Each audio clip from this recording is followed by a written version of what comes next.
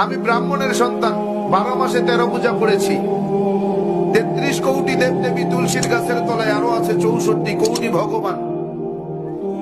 আমি 21 বছর গবেষণা করে বেদ, পুরাণ, রামায়ণ, মহাভারত, জেন্দাবেস্তা, স্মৃতি শ্রুতি, মনুসংহিতা, শ্রীমদ ভাগবত গীতা, রাজভোগ আর কালীভোগ ছাড়াও অসংখ্য কিতাবাদির উপরে, সংস্কৃত ভাষার উপরে পাণ্ডিত্য অর্জন করে ডিগ্রি নিয়ে 44,441 খানা মন্ত্র পড়ে 30,000 মন্ত্র মুখস্থ করে দেখলাম তাদের ধর্মগ্রন্থে কোথাও নেই তার কোনো প্রমাণ। একটা প্রমাণ যদি কেউ দেখাতে পারে যে মূর্তির পূজা তাদের কোন ধর্মগ্রন্থে আছে, আমি তার গোলামি করব।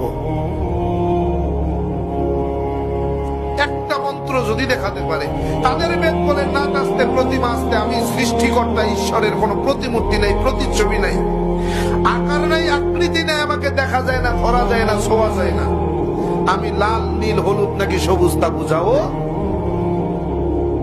কিন্তু এরপরেও কি তাদেরকে মানাতে পারবো? এরপরেও কি তারা ছাড়বে? কয় পাইছো কই? কয় বাপদাদাই করছে তাই।